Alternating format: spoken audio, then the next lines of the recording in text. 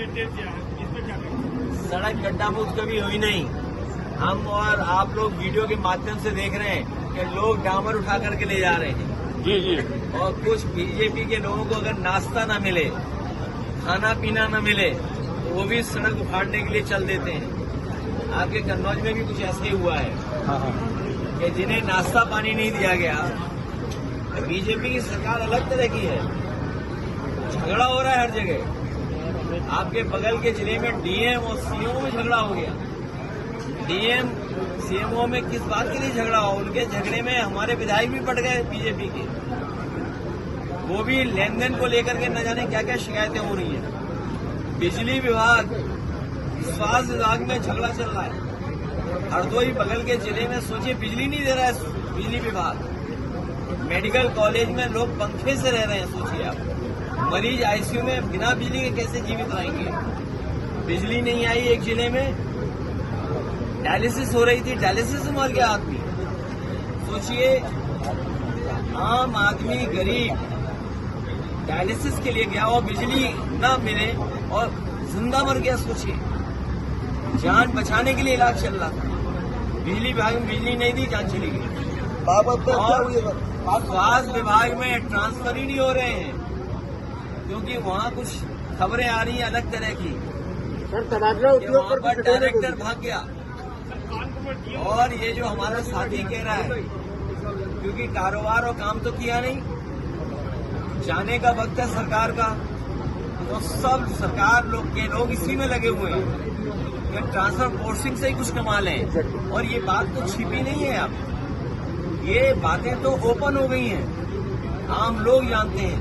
कोई विभाग नहीं बचा जिसके अंदर बड़े पैमाने पर लूट न मची हो। ट्रांसफर पोस्टिंग के बहाने मंत्री या अधिकारी किसने वसूली की है? कहीं देखने को मिल रहा है कि अधिकारी और मंत्री लड़ रहा है, कई जगह मंत्री लड़ रहे हैं, कई जगह डिप्टी सीएम लड़ रहा है। ये अलग सरकार है। अभी तक तो इंजन टकरा रहे थे, डब्बे भी टकरा रहे हैं, और जो छोटे मोटे डब्बे हैं वो भी टक्कर मार रहे हैं।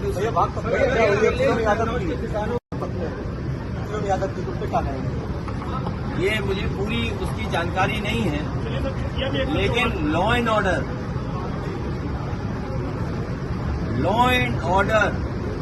कानून व्यवस्था इस सरकार में पूरी खत्म हो चुकी है।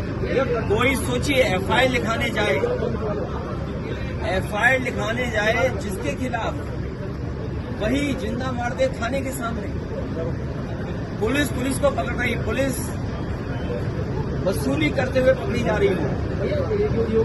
और कोई जिला ऐसा नहीं है जहां पर वसूली की शिकायत न हो या भ्रष्टाचार की शिकायतें न हो। कोई जिला नहीं बचा है। और फिर ये लोग तो कानून व्यवस्था पे कह रहे थे, कम से कम इन्हें टॉप 10 माफिया जिले के घोषित कर देते। पूरे प्रदेश के तो घोषित किए नहीं इन्होंने।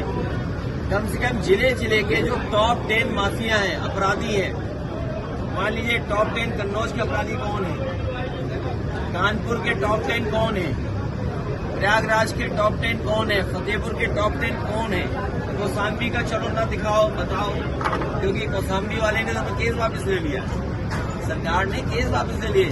शायद टॉप 10 में ना आए हम लोग, लेकिन जिले के तो टॉप 10 सरकार को घोषित करने चाहिए। गोरखपुर का टॉप 10 कौन है, कुशीनगर में टॉप 10 कौन है, बनारस में टॉप 10 कौन है, मिर्जापुर में टॉप 10 कौन है अपराधी, चंदौली में टॉप 10 अपराधी कौन है, गाजियाबाद में टॉप 10 कौन है, इटावा में टॉप 10 माफिया कौन है, फरक्काबाद में टॉप 10 माफिया कौन है। जब तक इनको आप नहीं पकड़ोगे, कार्रवाई नहीं करोगे, तो आप क्या उम्मीद करोगे लॉ एंड ऑर्डर ठीक होगा? और उसी का परिणाम है कि थाने के अंदर कोई एफआईआर दिखाने जाए, उसको जिंदा मार दिया जाए गोली देता हूँ इनको। और पूरे इनको मैं बधाई देता हूँ इस कार्यक्रम के शोरूम के लिए। और न केवल मैं, इनका पूरा परिवार और जितने भी साथी आए हैं सब शुभकामनाएं दे रहे हैं। एक नया काम शुरू किया है और इधर देखने को मिला है बाजार में इलेक्ट्रॉनिक चीज और इलेक्ट्रॉनिक इलेक्ट्रॉनिक जो व्हीकल हैं उनकी डिमांड भी बढ़ी है और बाजार भी बढ़ा हुआ है। इसलिए मैं शुभकामनाएं देना चाहता हूँ, उन्हें बधाई देना चाहता हूँ। हमारे चेयरमैन राठौर और उनके पूरे परिवार ने कन्नौज में एक नई शुरुआत की है और ऐसे जितने भी कारोबार करने वाले लोग हैं जो हम समाजवादियों से सहयोग और का निर्देश दिया है, इस पर क्या कहेंगे? सड़क गड्ढा मुक्त कभी हुई नहीं। हम और आप लोग वीडियो के माध्यम से देख रहे हैं कि लोग डामर उठा करके ले जा रहे हैं जी जी।